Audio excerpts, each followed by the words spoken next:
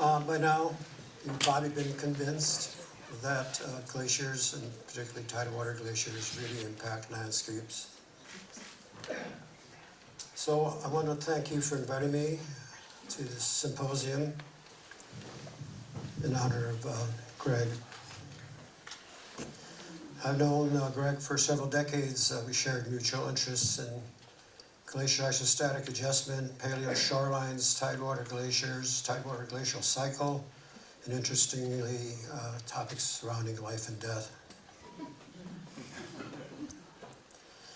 So glaciers are clearly agents of landscape change, and tidewater glaciers in particular, as you can see here in Glacier Bay, can drive dramatic changes to landscapes and surrounding terrain. So some of the processes involved is obvious: the glacier advance and retreat itself. Also, which you've just seen before from Ellen's and Ross's work, glacier erosion sedimentation, which we'll look at an example here at Taku Glacier.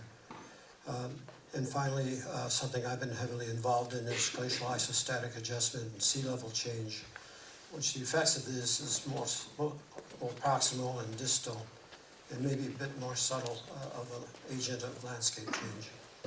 So we're going to focus on Little Ice Age expansion and post-Little Ice Age recession, looking at two contrasting tidewater glacial systems, Southeast Alaska. The first is where we're at right now here at Glacier Bay. The second is Taku Glacier, which is close to my home in Juneau. Taku Glacier is located about 40 kilometers northeast of Juneau itself, and it's about 725 kilometers, about 55 kilometers in length. Some differences: Taku Glacier drainage is about a third of the size of the Glacier Bay drainage. As you probably already know, Glacier Bay experienced an expansion of glaciers during the Little Ice Age. Not sure when it started, maybe 16th century, maybe earlier. The advancing ice filled the bay, blanketed the surrounding terrain, and overran the indigenous villages that existed at the time, and caused widespread land subsidence due to glacial isostatic adjustment. It culminated in the mid-18th century when a rapid last stage advance pushed the lobe of ice from the Bearsley's Islands through the entrance straits and beyond into icy straits. That's in the poster of Kathy and Greg Hava. In contrast, there's quite some similarities and some differences with Taku Glacier. During the Little Ice Age, Taku also advanced and reached its maximum at about 1750 AD, similar to Glacier Bay. Here at Taku Glacier, the terminus abutted Taku Point. And a big difference here with Taku Glacier is the existence of an intermontane major river system called the Taku River. So the Taku Glacier, when it advanced to Taku Point, dammed this intermontane river, creating a glacier dam lake, and there's recorded in Klinger tribe's oral history. Glacier, the dam lake, extended at least 70 kilometers up into Canada, into British Columbia. And as I mentioned, the oral history describes separation of tribes and clans caused by this closure.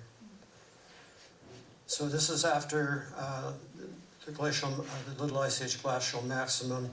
This is the first survey position of Taku Glacier based on a U.S. Coastal Geodetic bathymetric survey about 1890. It shows the face of Taku Glacier calving into a 100-meter deep basin. Why did it retreated? We believe that climate warming, but a massive outburst flood helped destabilize the glacier and initiated a calving retreat that went up about 11 to 14 kilometers up glacier. And again, the Klinger oral history discusses the reuniting of clans after the failure of the ice dam. So what happened in the ensuing years?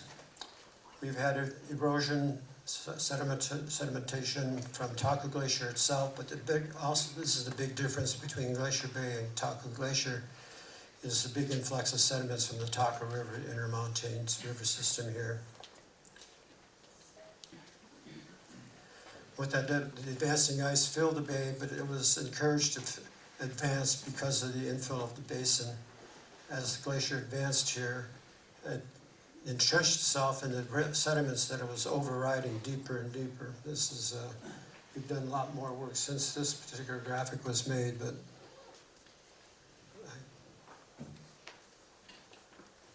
so as it advanced, it kept digging into the overridden sediments until it reached out here in 1989. And what happened to all those sediments is they got redeposited in Taku Inlet, causing shoal conditions all the way out to 14 kilometers further out in Taku Inlet.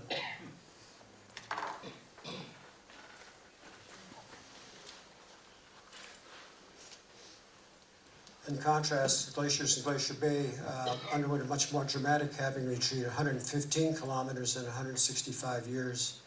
And the west arm glaciers retreated much more rapidly than those in the east arm.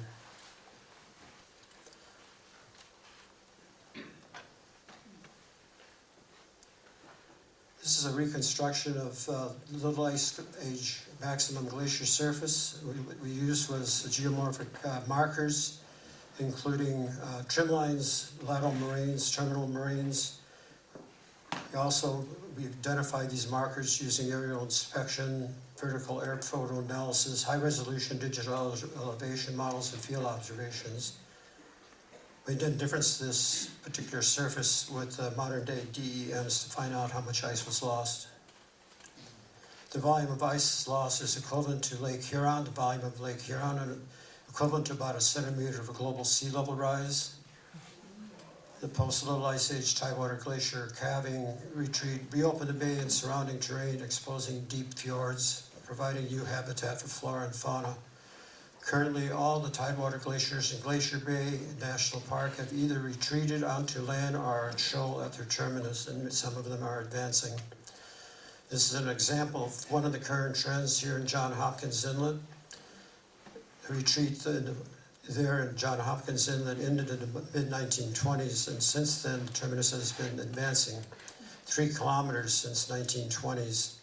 Like Taku, the Johns Hopkins Glacier remobilizes overridden sediments, forming a morainal bank and creating a barrier to seawater, and acts as an anchor for the terminus. So all this loss of ice, cumulative ice loss, triggered regional isostatic rebound. We and others have investigated the resulting uplift using a variety of methods, but mostly precision GPS, both campaign-style surveys and permanent GPS stations.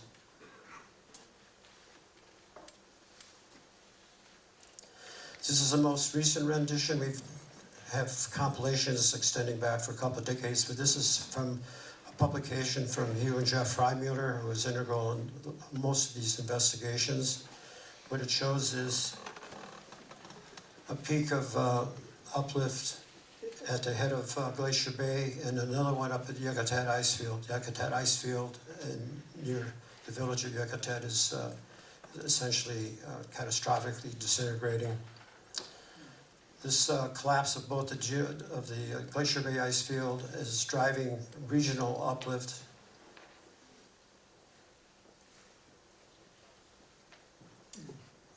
And this is what's going on today. This is from Jeff Freimuller, recent data. The top graphic shows a continuous reading GPS station at Blue Mouse Cove. It's still rising at a rate of about 31 millimeters per year. Another one more local to Juneau. This is behind the Minnehaha Glacier Visitor Center. It's uplifting at a rate of about 20 millimeters per year. And the graphics, what they're showing is short-term climate variations caused by differences in snow load and water loads. So the uplift and rebound continued over the last 275 years. It has shifted relative sea level downwards up to nearly 6 meters locally, exposing former tidelands. As an example, you have your forelands here at Gustavus near the ferry dock. So in summary, at Glacier Bay, big uplift rates, total uplift since Little Ice Age maximum of almost 6 meters. Lots of ice was lost. And what was mentioned earlier, rebound will probably continue for at least another millennia. Summary of some takeaways from Taku Glacier. In other studies we've done, we've seen erosion rates of 1 to 4 meters per annum.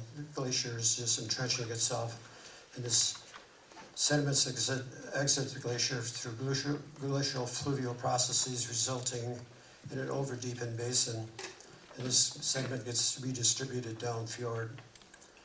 And we have no time to talk about it, but this is also all part of the so-called Tidewater glacial cycle, which I've worked on in conjunction with many others. First posited by Austin Post, and a recent paper we were involved in with Greg was the subject matter was the Tidewater glacial cycle. Anyway, that's it for me. Thanks.